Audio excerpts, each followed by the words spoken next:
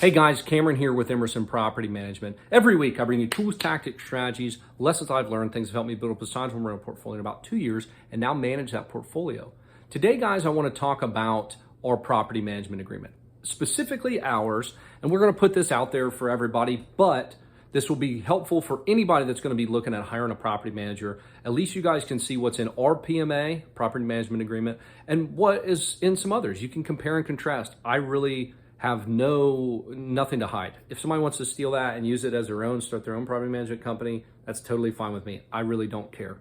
But I want to go over it. So if you are a prospective owner, this will be a helpful video for you. I'll walk through it, and I've got it pulled up on my computer right here. I'm going to talk about it. I'm going to go through each paragraph, and then if you are a current owner, this is something maybe you didn't know. And, if you're just somebody out there who maybe someday will be looking at property management, this will be helpful for you as well. And now, this thing changes. So I want to make that abundantly clear. I am not an attorney, right? We have the help of an attorney write some of this stuff up. So I'm not going to be able to explain all the verbiage to you, but I can tell you the gist of each paragraph and what we're trying to do. And make sure that you guys understand it and take some notes. You can ask questions below, or shoot me an email or whatever, but let's get into this. So first paragraph, owner, that's all your information. Let's just go over your information, put your information in there, make sure you guys have all that current. We need to know what bank we need to send your money to, and I want to make sure you get your money. Paragraph 2 is property to be managed. Make sure you put your address in there, and any other details. There is a note in here, we do not mess with home warranty companies. They have been nothing but a royal pain in the rear end. So if you guys like home warranty companies or got a home warranty when you bought the property, that's awesome, but it is not something that we will do long term. We'll help you out in the beginning, we'll try to work with them, but we have found them to be overpriced, they don't cover anything, and it's a waste of money for most folks. Term. This is something that's unique to us that we offer as a big benefit, and something when you're shopping around you want to know is we only do month-to-month agreements. So you'll see there's only one date in there. It's called proposed start date. When do you want us to start? And then it says it renews or terminates at every rolling 30 days. So you give us 30-day notice and we terminate the agreement. Authority of Emerson. So this tells us this will tell you a handful of things that we can do. Most of this should not be new to you, especially if you're going to be handing over a property. We are allowed to place a lockbox on the property. We and our associates, i.e. contractors and what, can enter the property at reasonable times. We can duplicate keys, and security devices, negotiate and execute leases, terminate leases, collect rents and whatnot. And then it just keeps going through that. Enforce actions on your behalf. Obtain any information we need, hire contractors to make emergency repairs without the regard to expense limitations. So that's something that comes up a lot. I get that asked, hey, what happens if the hot water tank blows or the AC goes out and it's July? I will let you know, or somebody on our team will let you know, but we got to get folks AC. We have to get folks water. That is not, even though that is below or going to be above our $400 threshold, and right now our property reserves $400, which we'll talk about a little bit later in this, we will still go forward and make that call with or without your approval. I operate these houses the same way I do my own, and I would not want to be without water. I know nobody else does, so I will not ask you for permission to send somebody out to make sure they have hot water or make sure they have air. We're going to do that. We'll let you know what's going on. I'm not saying that's a blank checkbook for us, but what I'm saying is in emergency scenarios where you have a pipe burst, I'm not going to ask you, especially if you're out of the country or busy or what have you and you don't answer, I'm not going to sit there on my hands and let a half-inch water line ruin, $30, $40, $50,000 of your property. I'd rather just nip it in the bud, let you know what's going on, and we'll move on. So that's something that comes up a lot. Hire contractors, again, there's that $400 reserve that comes up. Here's something that we recently started doing that was actually very helpful for a lot of owners for accounting purposes. We hold the last month's rent of each tenant. So when a tenant lets us know they're going to be out. At the time of this recording, this is June. So tenant says, hey, at the end of July, I'm going to be out. When July 1st comes, we'll actually hold that rent with us. We're not going to make that monthly deposit to you like we normally would. And when we hold that rent, we'll use that for the make ready. So then when August comes around, we'll cut you that check on whatever's left. But for that month, we'll hold that. We'll do whatever we need to do on the turnaround, and then we'll pay you that as a normal distribution in August. Record keeping. So this is it. We're gonna file 1099s for you. We have a 24/7 portal that you can access. We have all the receipts on the website. You can access it 24/7. Download spreadsheets, however you want to handle it. But we will be sending 1099s to the IRS. I don't like the IRS any more than anybody else does, but we have to do that. So we'll send the government a 1099 on your behalf for each of the properties. Here's probably the most important thing. And again, I want to make you guys aware, this is at the time of this recording. There might be a slight adjustment we make to this property management agreement, so don't hold everything I'm saying to gospel. Read the property management agreement, go through it as I'm talking and going through this, and you might find that we've made some updates to it. This is just a snapshot in time. In June 2022, this is what our property management agreement looks like. On the second Friday of each month, we will distribute funds to you. So we actually, you'll see some companies will do the 15th or the last day of the month or something, or maybe make multiple distributions.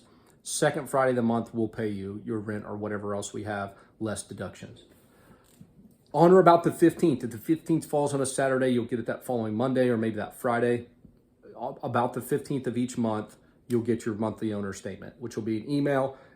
It will send an attachment. It will show you every single repair, expense and income, rent, anything that we collected and we spent on your property and each property will have on your account. All of that will be remitted to you on the 15th of the month, or about the 15th of the month. That's a big thing. Here's the other note, and this doesn't happen very often, but if we ever have an overdrawn account reaching over 30 days, there is a 15% fee. I have actually never had to instate that fee. So security deposits, this comes up a lot. At the end of the lease, we have to do deposit deductions above normal wear and tear for your property. So we'll handle that. If we did not place the tenant, we do not handle that. We'll send you the move out report, send you whatever deposit it is, and you're going to handle that as an owner.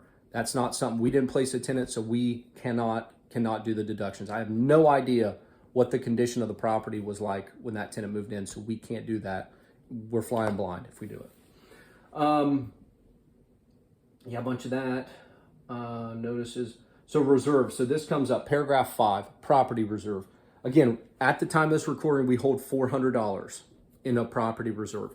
What does that mean? Well, when an expense comes up, I can't front it out of my pocket for all these properties. So what we do is we hold $400 per property for each property that you have in a reserve account, and we use the funds out of that.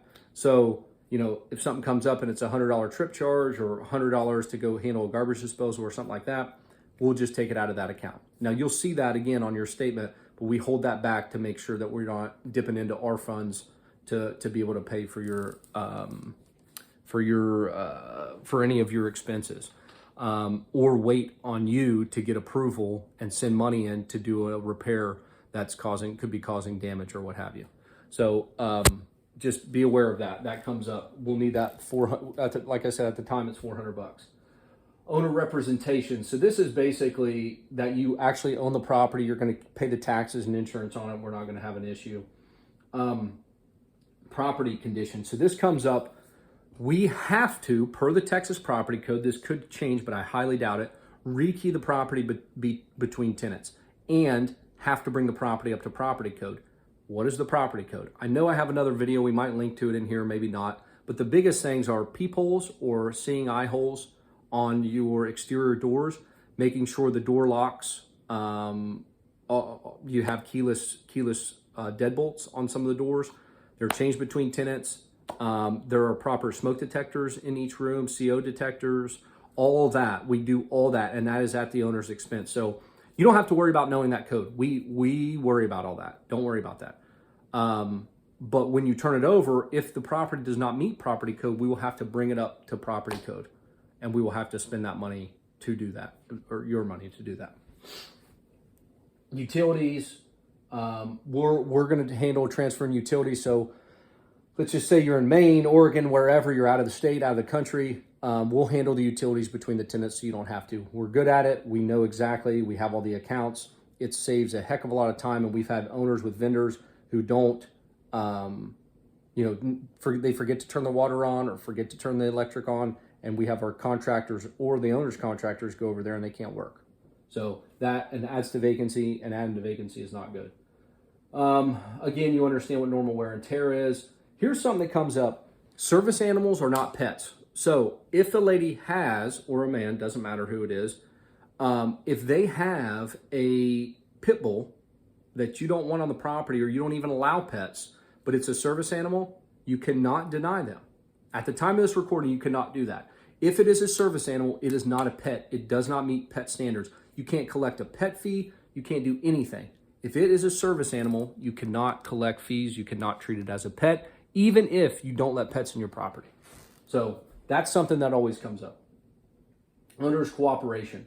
There's a handful of things in here. Removing personal property. Make sure you cooperate. Don't negotiate behind our back on a lease or with a tenant. Let us handle that. Provide us with all the keys, existing copies of leases, copies of all warranties, security deposits, any of that stuff. And then here's something that is really specific to us. Agree and cooperate with Emerson property standards. 1, maintain the safety of the property and the residents. 2, handle repairs efficiently and effectively to prevent future more expensive issues. So we're not slapping Band-Aids on everything. 3, make necessary upgrades or repairs to protect the reputation of the owner and Emerson. So we will advise you to make certain upgrades to a property, whether that be old and moldy carpet, whether that's flooring that's become an issue, subfloor that's becoming an issue, roofing that's becoming an issue. You'll see this. We'll have these conversations. This isn't anything new, but we also have a reputation. We don't manage, properties in the ghetto or dumps. We don't do it. So we want to make sure your property looks good, and we attract a quality tenant, and that tenant takes care of the property and stays there for as long as they would like. And hopefully that's multiple years. Communication. We will communicate with you, the owner, when the following occurs. Any maintenance emergency over $400.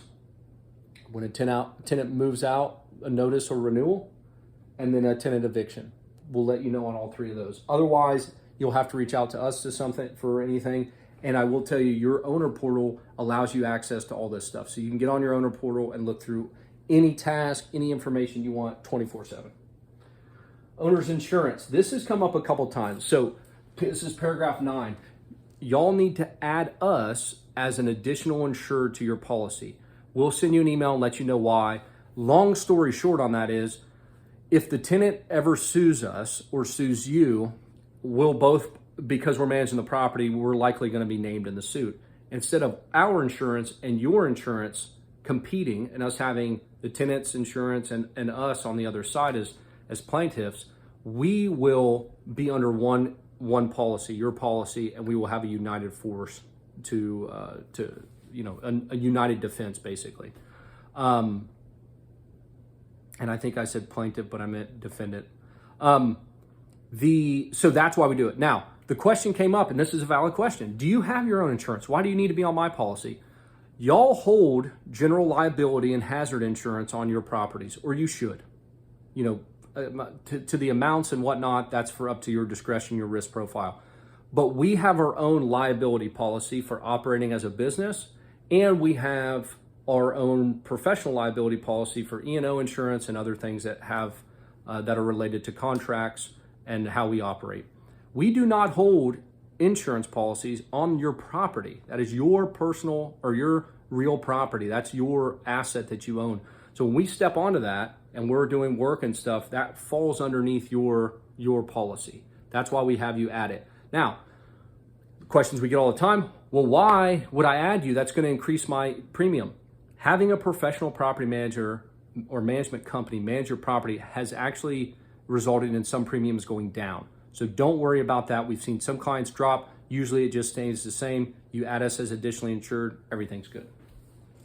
Management fees. I'm not going to get into that too much now because these things change, and I'm not going to read each one of these right now, but paragraph 10, and I'm sure if you're watching this video, I've already explained it to you, and we've talked about what's included in what packages. So that's paragraph 10 on the management fees and all that those include, as well as the lease fees. Now here's something that's come up a couple times. Below are items that shall be completed if the owner does his or her own make ready, or Emerson will not be able to list the property. So what does that mean? Guys, again, if a property has old flower beds and the siding is coming off and the front door is hanging on by a thread, or there's a screen door that's hanging on by a thread, and there's mold and rot all over the property, that is not going to be, or the grass is overgrown, that's not going to attract a quality tenant. Quality tenants don't do that. So you can look at this list, and this is what we require. Exterior, you have curb appeal, lawn cut, edged and blown, flower beds de-weeded and mulched. You don't have to have fresh mulch in there that's only a week old, but make sure that it looks nice. Interior, we don't want it to smell like cat piss. Make sure that the odor is good in the property. Put some little scented things in the ductwork and candles in the outlets. It'll smell great. Fresh paint or clean walls. It doesn't have to be fresh, but make sure the walls are clean if you didn't just rehab it. Property is clean. Carpets professionally cleaned or new. No stains. We don't want any, I've seen people try to use carpet for 5, 6, 7 years, and it looks terrible. It has to be restretched. It's not good. So make sure it's professionally cleaned and stain-free or new. A property is clean. No leftover personal items. I mentioned that before. No trash. All window coverings. All lights working. All outlets have switch plate covers. Smoke alarms are per the Texas Property Code. Again, if you don't do that, we'll do it. Make sure that you got door stoppers so that people aren't beating up the drywall. All appliances are in place and operational, whatever ones you want to have at the property. And then there's no insects, no cockroaches, no fleas, no whatever. And you hand us all the keys, whether that's to the door, mailbox, pool, rec area, whatever. And we have all garage door remotes. If we don't have that stuff, we will buy that and put that on your account for the tenant. Renewals, that just talks about basically what your renewal includes. We look at the tenant, we look at comparable rents, we coordinate with the tenant, and we get the lease signed, and it's a new lease. Vendor oversight fee, again, this is for vendor oversight / coordination fee. So when we hire a maintenance person in, we coordinate with them, we schedule with the tenant, we handle that whole process, we get the invoice, and we pay them. And we only charge a 15% markup on that. So if you have a $100 bill from the vendor, you never speak with them, you never deal with them, you'll see only a $15 charge from us. It's pretty cheap. Fees related to a legal matter. Well, here's another one. We collect all the admin fees. So any late fees, anything like that, we collect. We do not send you any of those fees. Pet fees, late fees, all that we collect. Insufficient funds, any of that. Fees related to a legal matter. At the time of this recording, we charge $295 to handle an eviction. So we will charge you that. If you want us to handle an eviction, that's $295.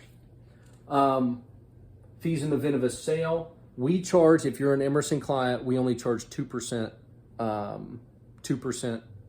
to sell your property. So make sure you're aware of that. The average is 3%, but we only charge 2%.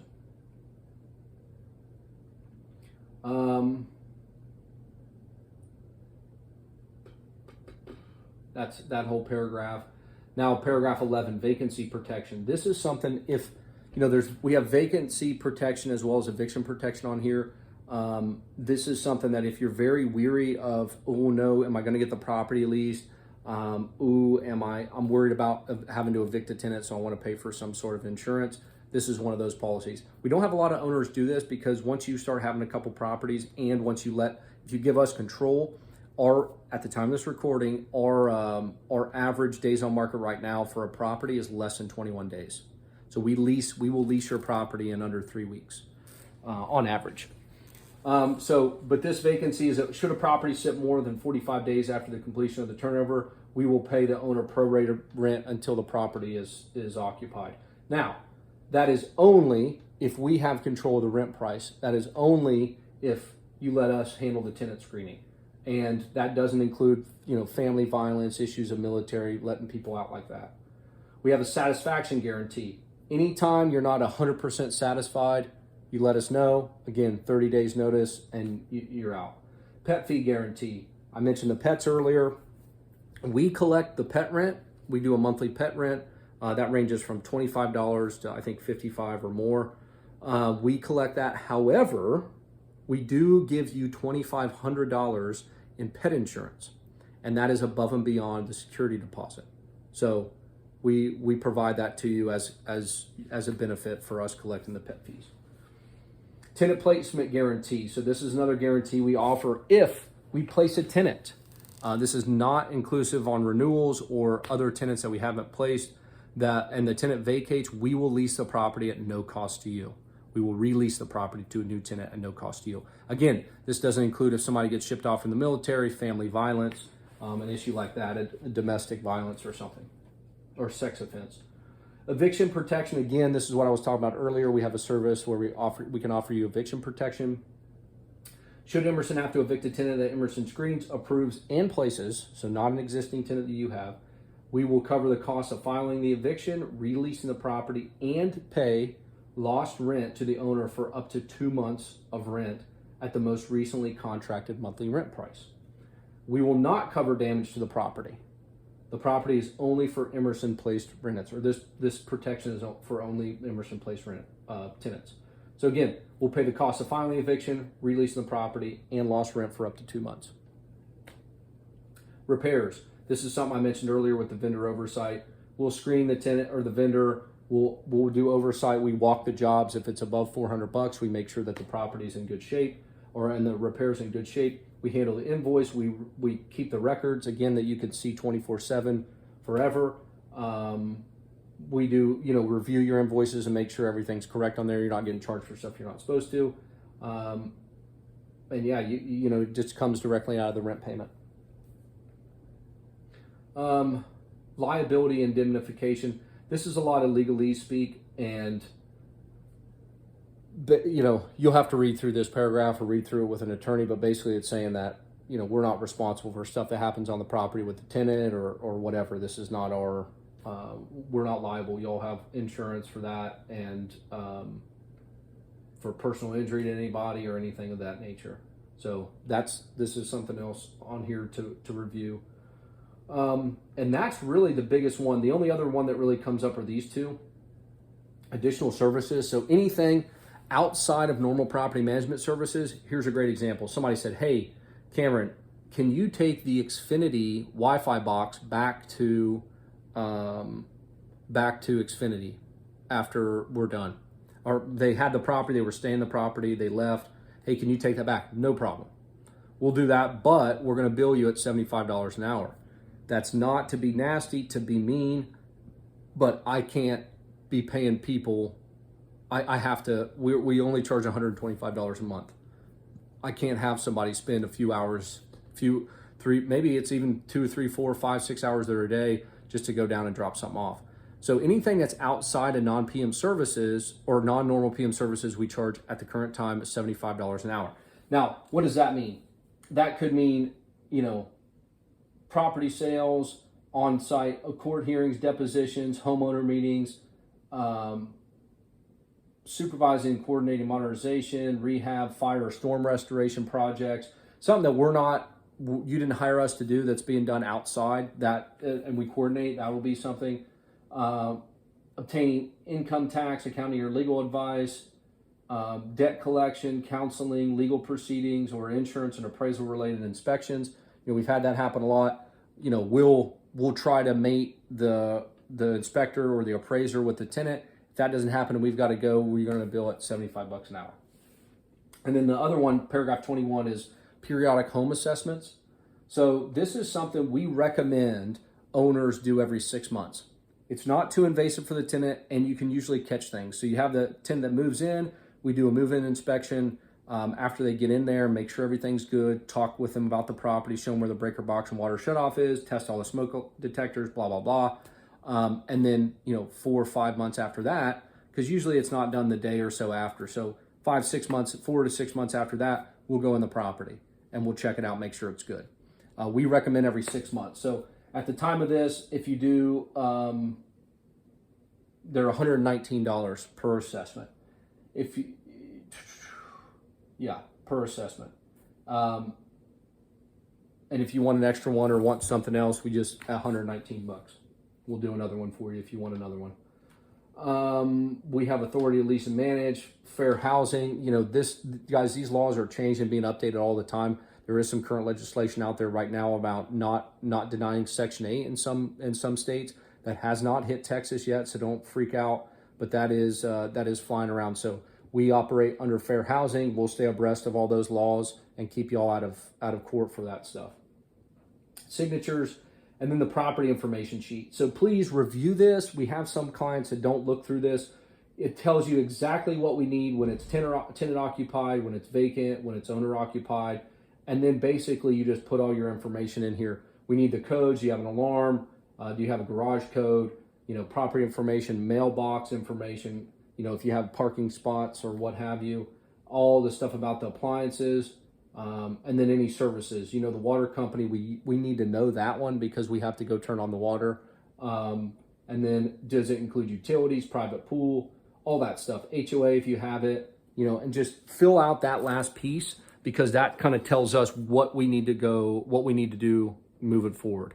So please review that. Again, I'm not an attorney, so have an attorney or somebody that you know, friend, family, look that over. I always advise that. You can ask me any questions anytime about it.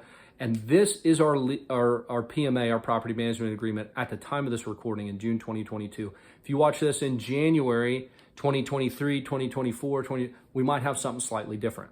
I can't tell you how long. Every time we have an incident or an issue or something that's not clear, we try to update this.